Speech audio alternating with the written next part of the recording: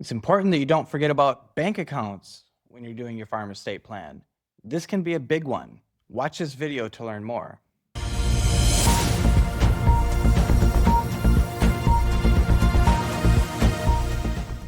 Hi, I'm Jason Wagner, the farm lawyer. I work with family farmers every single day to help them pass the farm on to the next generation. At my law firm, Wagner Ehler, we've been doing it for over 50 years.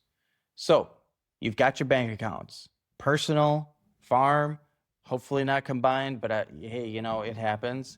Um, but if you don't have a farm entity, that farm account, even though it might say farm account on the checks, it's actually a personal account, right? It's in your own name. So what happens with the farm estate plan? Unless you said that farm account is going to go with the farm assets, it might just go to the rest of the kids. You have to think about, is that what I want or is that not what I want? And honestly, I have different people choose differently on this. Some will say, nope, that farm account it's only farm money. It's only going to pay for farm stuff. So that should absolutely stay with the farm and go with my farming heir. Whereas others say, grain in the bin, that's as good as cash. Money in my bank account, that goes to non-farming heirs. Yeah, it might cause a little bit of delay, or they might not have quite as much working capital for that 1 year, but they're getting the farm and the rest of the assets, so I'm okay with that. And I don't know that there's a right or wrong answer necessarily. It depends on the farm. I mean, certainly I was working with a farmer recently where I'm looking at the balance sheet and it's a strong farm and things are going good, but I'm like, look, I don't see anything on here that I would really feel comfortable taking away from the farm. So I feel like we have to keep this together as a package. In other cases, that might not be the case, right? But what if you put somebody on that account? What if your farming heir is named as a joint owner on the account?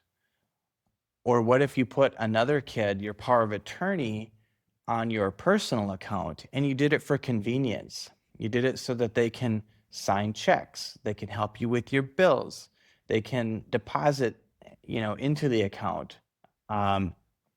Well, Minnesota law is very clear on this point. Unless we said in your will or your trust exactly what's going to happen with that exact account, the joint owner automatically gets it. They have no obligation to share that with the rest of your estate. They have no obligation to divvy that out among the rest of the kids if that's your intent, because we don't know if that's your intent. You told the bank, I want them as a joint donor. That's your intent. And joint donor means they get it when you die. If that's not your intent, don't put them on there as a joint donor, okay? We get this question pretty often. What do I do with this bank account? Well, it's a joint account. Yep. Was there anyone else on it? Nope. Well, that's your account. Is that what mom or dad wanted? I don't know. Maybe, maybe not. If it gets challenged in court, I can tell you exactly how that's going to go. Minnesota Supreme Court's been clear on this.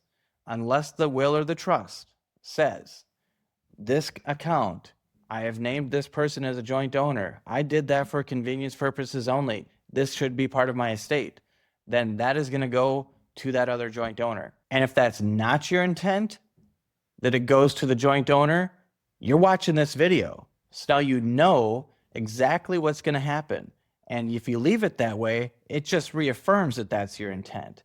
The bank, the lawyers, the state of Minnesota, and the rest of your family, all we can do is assume that's exactly what you meant to have happen, that the account and any money in it and any money payable to it goes to the joint owner when you die, lock, stock, and barrel, no questions asked, period.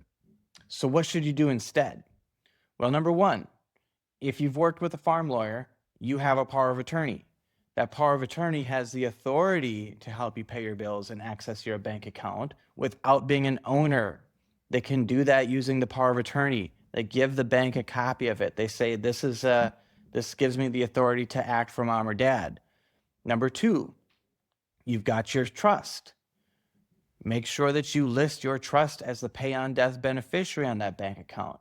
Now that flows into your trust and your trust controls. We know exactly what you want to have happen with it. It's either going to go to the farming heir because it's a farm account and that's what you said you want to have happen, or it's going to be divided up among the residue, or maybe you wanted some to go to your church or some other people. But the point is, it's part of the estate plan. It's not this thing laying out here separately that, maybe that isn't your intent, that it just goes to the joint owner, but we're not going to question that because we can't.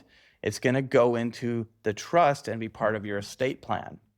So bottom line, unless you want that account to go to the joint donor, lock, stock, and barrel, don't put them on the account.